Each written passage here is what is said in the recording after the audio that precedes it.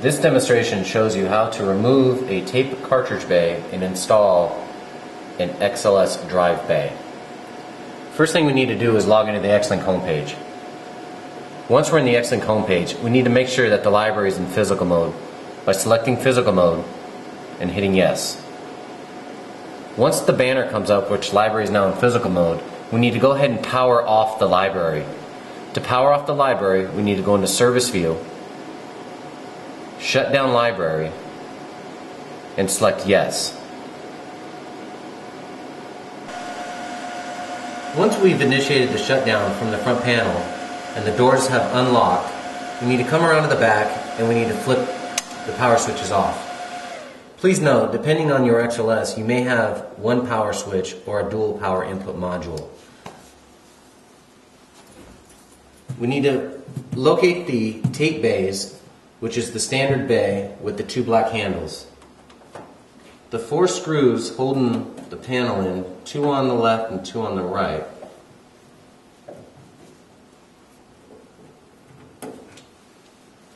And we can go ahead and slide the bay out.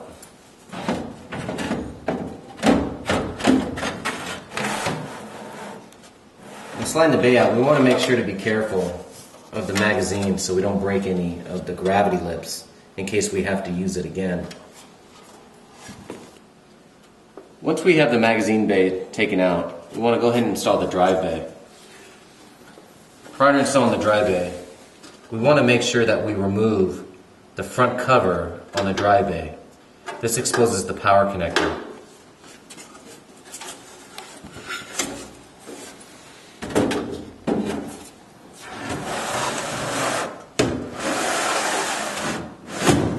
Go ahead and slide in the drive bay, and we're going to go and put our screws back in.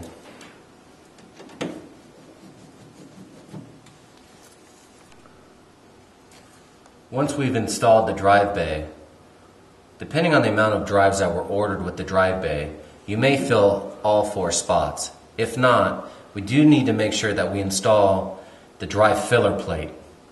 For this demonstration, I don't have any drives, but the drive filler plate slides in like so. Once we have our drives and or filler plates installed, we want to come around to the front of the library and we want to open the right side door. With the right side door open, we're going to expose the power connector from the drive bay itself. The drive bay connector needs to connect to the power, which will be on the right side.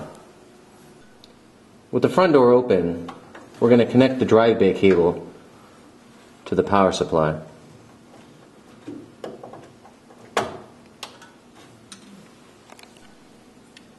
Now that we have the power connector plugged in, we're going to go ahead and put over the cover plate. Cover plate's held in by 2 screws.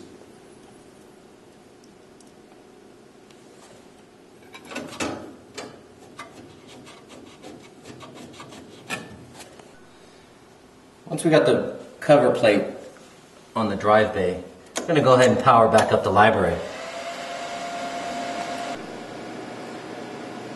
Once we have the library brought back up, we need to log back into the Xlink homepage. From this page, we need to go into the service view. With the service view, we need to go under the change configuration, and we need to go to hardware configuration. This page brings up a service password. To access the service password, you will need to contact Qualstar Technical Support. Once you input the service password and you hit done, it brings you back out to the service view page. We need to go back into hardware configuration, and now the hardware configuration page should be open and viewable. If we look on the left side, we see the bays. Drive bay, cartridge bay, cartridge bay. For this demonstration, we have removed cartridge bay B out of the configuration. To remove cartridge bay B out, we need to select the drop-down box and we need to make that a drive bay. Once we have that as drive bay, we need to go up and just select Save Configuration. We don't want to update the alignment values. We just want to basically save the configurations that we've actually changed, which is adding a drive bay. Once we've hit update the configuration, we get the diagnostic output screen. This is a good option to scroll all the way down.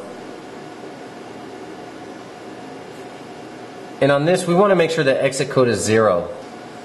Now that we've added the drive bay, it kicks us back out into the service view menu.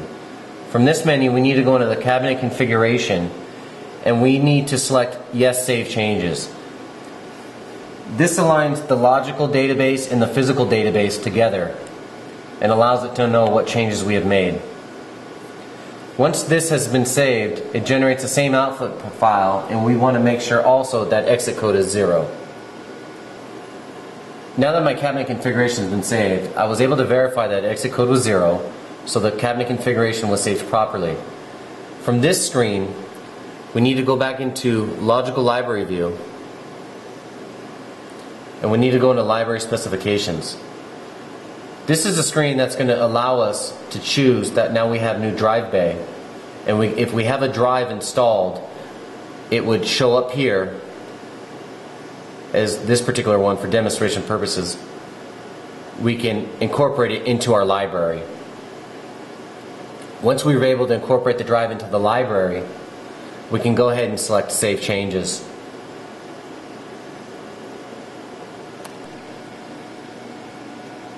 Once we have the drives incorporated into our partition, we can go back to the logical view page and select tape drives.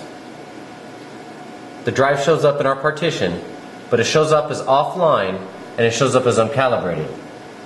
Once we online the drive, the library will take over and it will grab the drive calibration cartridge and put it into the drive and align the drive.